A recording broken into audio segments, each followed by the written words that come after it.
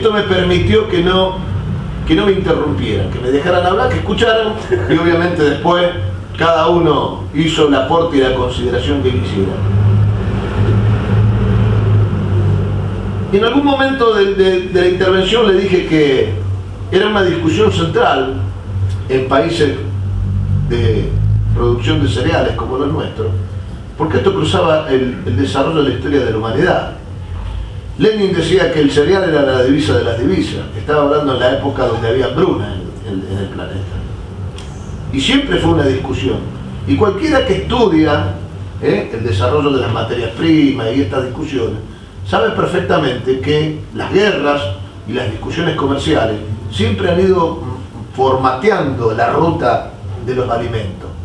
Sería interesante para todos nosotros ver cómo en un planiferio, a través de las dos guerras mundiales, las rutas de los alimentos fueron cambiando. Asia no consumía pan hasta después de la Segunda Guerra Mundial. Es interesante ver que hasta después que termina el conflicto de la Segunda Guerra Mundial, recién ingresa el trigo en la zona asiática, que obviamente es llevado por las tropas aliadas a todos esos lugares. Entonces, nosotros tenemos que tener plena conciencia de que la discusión sobre la renta es una discusión sobre el desarrollo, o sobre lo que pensamos nosotros sobre el desarrollo de nuestro país. No es una renta cualquiera. ¿Acaso nosotros podríamos vivir de la renta petrolera, como lo hace Venezuela? ¿O de la renta del cobre o mineral, como lo puede hacer Chile? ¿O gasífera, como puede hacerlo Bolivia? No. Nuestra ventaja comparativa está en la renta sobre la soja, sobre los cereales. Y es allí donde cualquier gobierno que quiera ingresar a una etapa de desarrollo tiene que tomar decisiones políticas. A mi modo de ver, la discusión tuvo mal centrada. En principio por una cuestión que aquí mismo se repitió y que no se hace por error, porque de verdad los medios nos contrabandearon el contenido y el mensaje y ellos impusieron el título o el significado. Nosotros hablamos de retenciones y de verdad retenciones es como retener. Yo te retengo ahora. Y de verdad no es una retención. Es un derecho a la exportación de las rentas extraordinarias. ¿Por qué? Porque como bien dijo el ruso, es el aprovechamiento de la renta extraordinaria de la enorme bondad del suelo, de la fertilidad de nuestro país. La diferencia entre la zona de la pampa húmeda de nuestro país con nuestro gran vecino en el norte, Brasil, es altísima. Brasil, para tener el mismo rinde que tiene acá, tiene que incorporar valor por casi el 60 y el 70% de fertilizantes para obtener el mismo rinde. Y además tiene zonas que están mucho más alejadas que la nuestra de los puertos de embarque, a pesar de la infraestructura. Esa es la gran diferencia comparativa que hay. Entonces, ¿por qué un gobierno popular o un gobierno que quiera acceder a una etapa superior y salir de la primarización de la economía no va a tomar una decisión de esta naturaleza? Primera cosa que hay que preguntarse. Segunda cosa que vale la pena describir muy rápidamente.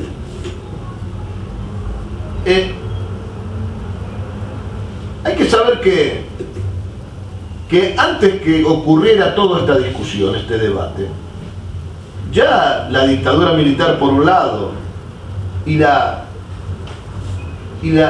falta de tomar decisiones que aborden la problemática nacional, lo que había promovido era la desaparición de todos los instrumentos económicos que podían equilibrar estas tensiones. ¿De qué estoy hablando? Por ejemplo, durante la década del 90 y en realidad a partir de los 80, acá se empezó a discutir sobre la desregulación, sobre la privatización de los instrumentos, de los resortes económicos del país. Entonces, ¿qué hizo el país?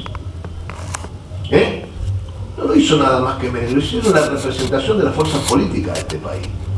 Es decir, aunque estaba Menem, que era el que promovía y el que impulsaba, en realidad la representación parlamentaria aceptó e inclusive acompañó estas medidas. Acá lo primero que se eliminó en el medio de la enorme desregulación de mediados de los 90 fueron los órganos de comercialización que tenía todavía en pie el país. Y así desapareció la Junta Nacional de Grano. Y así desapareció la Junta Nacional de Carnes. Y desapareció la empresa Líneas Marítimas. Y desapareció los astilleros nacionales. Y desaparecieron también, junto con esos, desaparecieron la empresa Líneas Marítimas Argentina, los puertos argentinos, los servicios que se prestaban allí. Y todo esto se hizo con la fuerte presencia de intereses que ya venían desarrollando una estrategia para terminar en esta gran pulseada. ¿Por qué? Porque cuando salimos de la dictadura militar y hasta que llegamos a bien entrado a los 80, el enclave agroexportador se había asentado en los lugares más importantes de la economía nacional.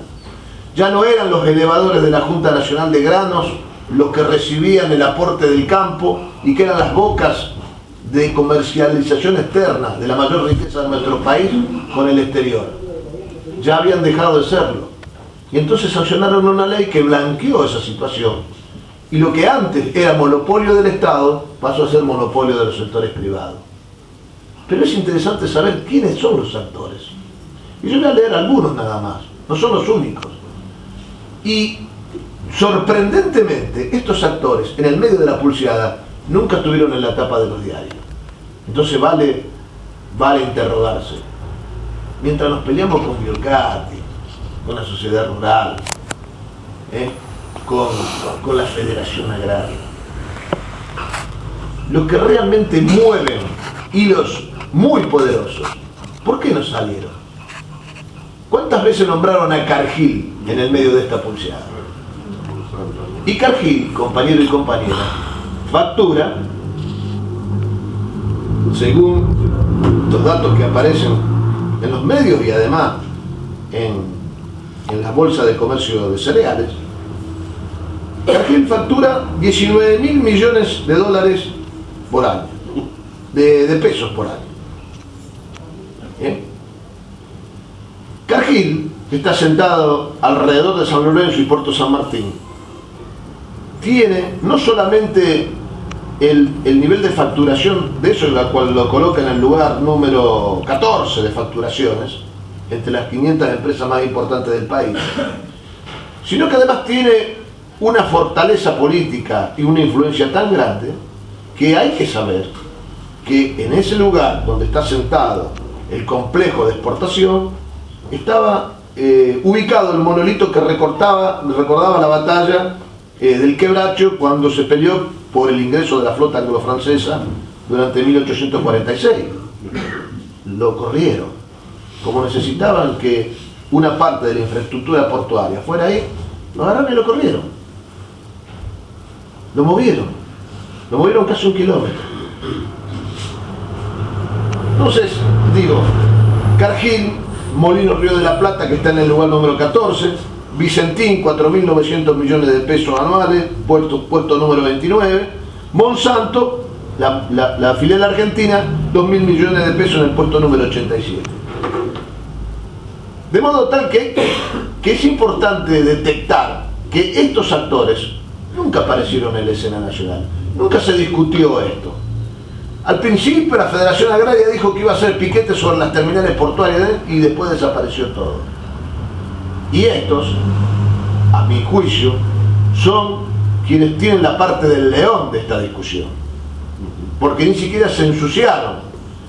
En realidad, Federación Agraria y otros hicieron de la Guardia Pretoriana, de la gente de agitación, el piquete en la ruta para defender intereses que supuestamente afectaban a un determinado sector de los sectores de los pequeños productores, pero que en realidad beneficiaban a ellos, porque son los que están al final de la cadena.